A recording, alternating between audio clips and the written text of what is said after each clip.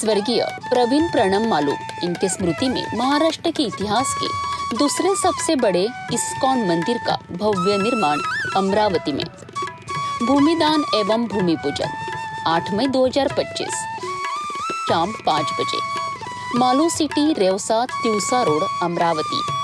इस पुण्य अवसर पर आप अपने परिवार सहित उपस्थित होकर इस ऐतिहासिक क्षण के साक्षी बने।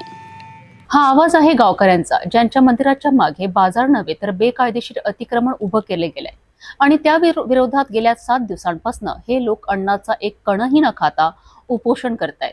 शिरसगाव बंड, जिथे देवाच्या दरबारात भाविकांपेक्षा आता रस्त्यावर अंगावर कापड टाकून बसलेले सत्याग्रही जास्त दिसतात आहे। पण प्रश्न एवढाच, प्रशासन झोपलाय का की दुर्लक्ष करताय? शिरसगाव बंड तालुका चांदूर बाजार गावात श्री संत मारुती महाराज आणि गाडगे महाराज यांची 2 पवित्र मंदिरे, पण या मंदिराच्या मागे ग्रामपंचायत हद्दीतील सार्वजनिक जागेवर निलेश रमेश रावडे यांनी बेकायदेशीररित्या 3 दुकानांची गाडी उभारली। या अतिक्रमणामुळे मंदिरातील कार्यक्रमांना अडथळा येतो, भजन थांबतं, कीर्तन थांबतं, पण गावकऱ्यांचा रोष सुरूच।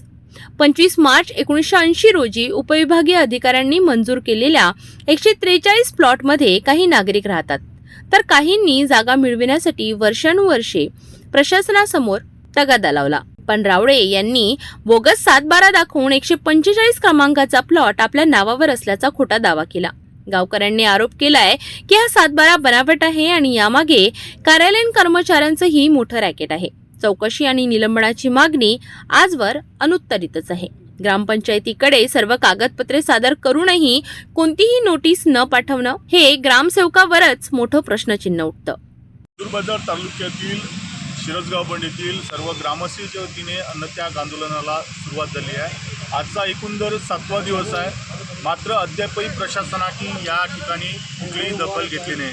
आपल्यासोबत बोलण्याकरता गावातील काही नागरिक आहे, आपण त्यांच्यापासून काय नेमक्या समस्या आहेत थेट जाणून घेऊया। भाऊ, मला सांगा की आपल्या कुठल्या मागण्या आहे आणि काय समस्या आहे, काय सांगाल आपण?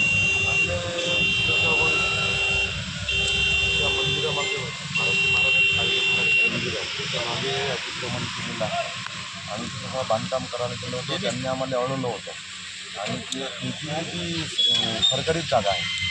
त्या सरकारी जागा असल्याच्यानं कसं झालं, त्यानं आम्हाला अडवलं, आम्हाला ते आमचा रिपोर्ट द्यायला गेले तर मग सगळं गावातले लोक आमच्या तिथं जमा झाल्यावर त्यानं ते कारवाई चालू करून दिलेली आहे, त्यांना अतिक्रमण केलं त्यानं आणि ते स्टेप बाय स्टेप आमच्यावर ते हे करून राहिले, ते आणून राहिले।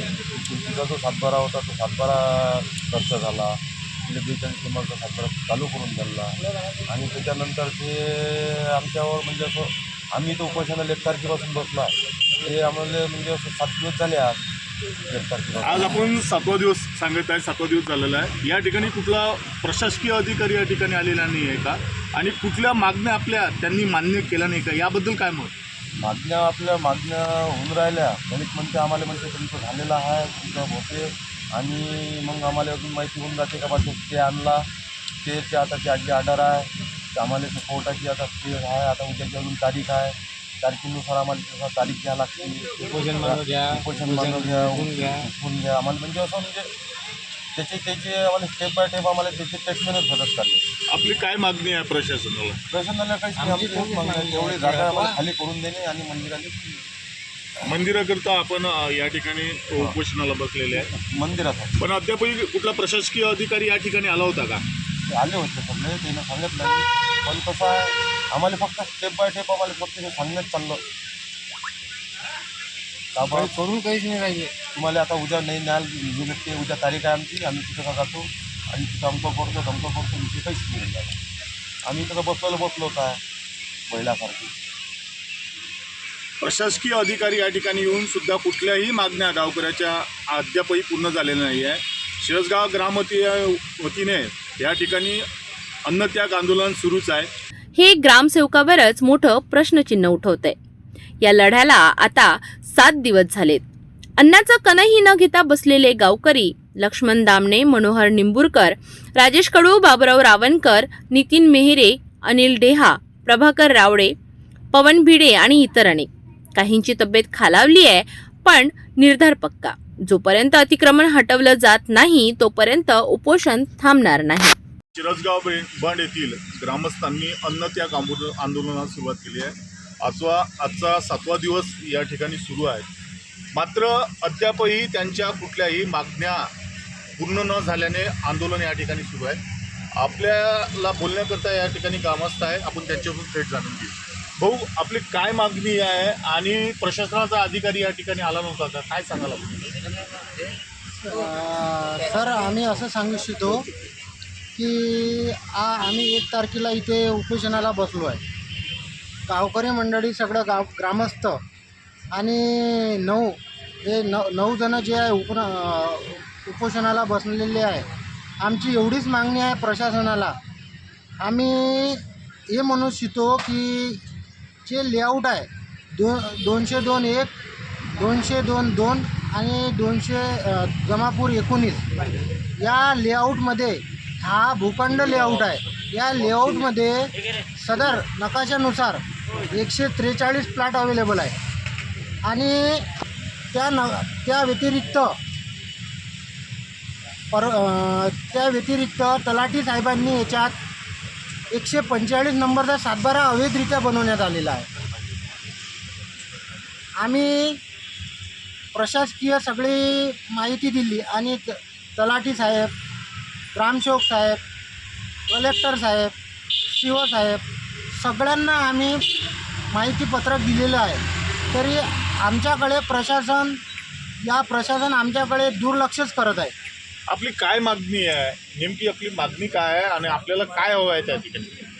आमची मागणी एवढं आहे, जे त्या जागेवर अतिक्रमण आहे ते अतिक्रमण आम्हाला काढून पाहिजे, त्वरित काढून पाहिजे. जे मारुती महाराजचं मंदिर आहे त्या मंदिराला धार्मिक कार्यक्रमासाठी अडचण होत आहे. तरी आम्हाला ते जागा अतिक्रमण काढून पाहिजे. या ठिकाणी आज एकंदर 7वा दिवस चालू आहे. प्रशासकीय अधिकारी या ठिकाणी कुठला आला नाही का? प्रशासकीय अधिकारी आले, त्यांनी आम्हाला समझोता घातलं, पण त्याच्यावर काही तोडगा काढलेला नाही. आणि जे 9 उपोषणकर्ते आहे ते पूर्ण घायल झालेले आहे. आपलं हे उपोषण एकंदर आज 7वा दिवस आहे. हे किती दिवस आपलं उपोषण चालू राहणार आहे आणि आपल्या मागण्या प्रशासकीय अधिकारी यांनी दखल घेतली नाही का? काय याबद्दल काय म्हणता?